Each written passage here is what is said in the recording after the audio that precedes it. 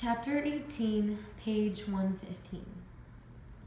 Anyone who had left Marseilles a few years before, knowing the firm of Morel and Son, and then returned at the period of our story, would have found it greatly changed. Instead of that atmosphere of animation and well-being which radiates from a prosperous house, instead of the busy clerks hurrying through the corridors, instead of the courtyard filled with bales of merchandise and ringing out with shouts and laughter of the porters, what would have struck him immediately would have been the feeling of sadness and inertia of the numerous employees who had formerly peopled the offices. Only two now remained. One was a young man of 23 or 24 named Emmanuel Herbaut, who was in love with Monsieur Morel's daughter, and had stayed on with the firm despite all his family's efforts to make him resign. The other was an old, one-eyed cashier named Coquelis, a good, patient, and devoted man, but absolutely inflexible when it came to his arithmetic, the one point on which he would have stood his ground against the whole world, even against Monsieur Morel if necessary. He had been with the firm for 20 years, and he saw no reason to alter his faith in it now.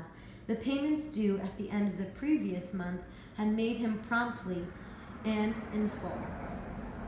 But since the victorious end of the month, Monsieur Morel had spent many cruel hours.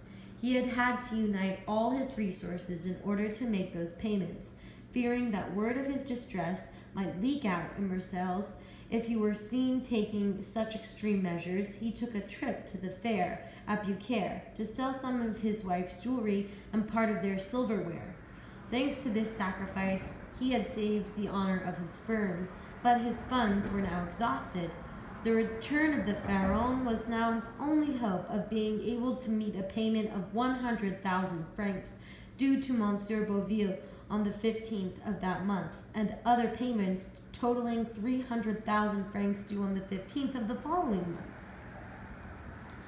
But another ship which had left Calcutta at the same time as the Pharaon had arrived in Marseilles 2 weeks ago, and there was still no news of the Pharaon. Such was the state of affairs when the representative of the firm of Thompson and French called on Monsieur Morel. He was received by Emmanuel, who instructed Coquelis to take him to Monsieur Morel's office. On the staircase they met a beautiful young girl of 16 or 17 who looked at the stranger with anxiety. Monsieur Morel is in his office, isn't he, Mademoiselle Julie? Asked the cashier. Yes, I think so, said the girl hesitantly. See if my father is in first, Coquelis, then announce this gentleman. It would be useless to announce me, mademoiselle, said the Englishman. Monsieur Morel doesn't know my name. I'm the head clerk of Thompson and French, a firm which does business with your father's. The girl turned pale and continued on her way down the stairs, while Coquelis and the stranger continued to go up. She entered Emmanuel's office as Coquelis, using the key which he alone possessed, opened a door on the third floor, led the stranger into an antechamber, went through a second door and closed it behind him, then came back an instant later to tell the stranger he could enter. Monsieur Morel stood up and offered the stranger a seat. The worthy ship owner had changed greatly in 14 years. He was now 50. His hair had turned white. His forehead had become wrinkled with care, and his eyes, formerly so firm and decisive, had grown vague and irresolute. The Englishman looked at him with a curiosity that was obviously mingled with genuine interest. You know who I represent, don't you? He asked. My cashier tells me you're head clerk of Thompson and French. That's correct. My firm has a number of payments to make in France this month and next. Knowing your rigorous exactitude, they have obtained as many bills with your signature on them as possible and have instructed me to collect the money from you as they fall due. Morel heaved a sigh and passed his hand over his forehead. You have bills signed by me, then? He asked. Yes, said the Englishman, taking out a bundle of papers. First of all, here's a deed of assignment for 200,000 francs made out to our firm by Monsieur de Beauville. Do you acknowledge this debt to Monsieur de Beauville?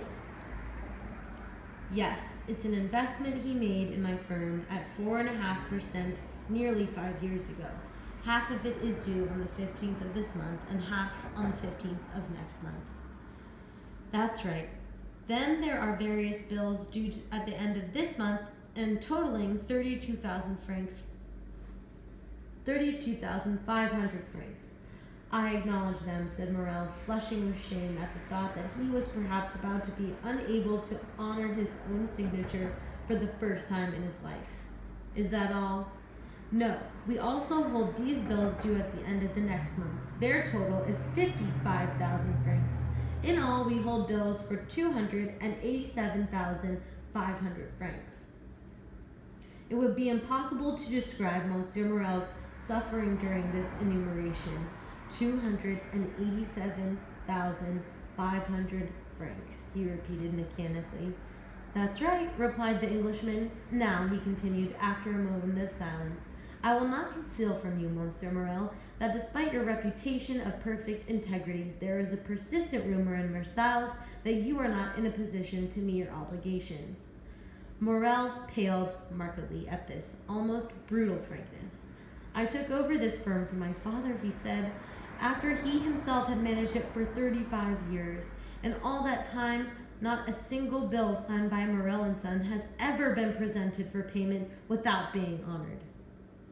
Yes, I know that, replied the Englishman, but as one man of honor to another, tell me frankly, will you pay these bills with the same exactitude? Such a frank question deserves a frank answer, said Morel. Yes, I'll pay them if, as I hope, my ship arrives safely, for its arrival will restore the credit which my successive misfortunes have destroyed. But should the Pharaon, my last resource, fail to arrive, it's cruel to say, but I'm afraid I'll be forced to suspend my payments. As I was coming here, said the Englishman, I saw a ship entering the harbor. I know, it was coming from India also, but it's not mine, said Morel. He added softly, this delay isn't natural. The Pharaon left Calcutta on the 5th of February. It ought to have been here a month ago. What's that? Asked the Englishman, listening intently. What's that noise? Oh my God, exclaimed Morel. What can have happened now? There was a great bustle of footsteps on the stairs. The two men had heard a cry of distress. Morel stood up to go over and open the door, but his strength failed him, and he sank back into the chair. Then the noise stopped, but Morel seemed still to be expecting something. There was the sound of a key being turned in the lock of the outer door. There are only two people who have a key to that door, Cocles and Julie, murmured Morel. Just then the second door opened and his daughter reappeared, her cheeks bathed in tears. She threw herself in his arms and said, "Oh, father, father, courage! The Pharaon has been lost, hasn't it?" asked Morel in a choked voice. The girl said nothing, but as she nodded, pressing her head against her father's chest,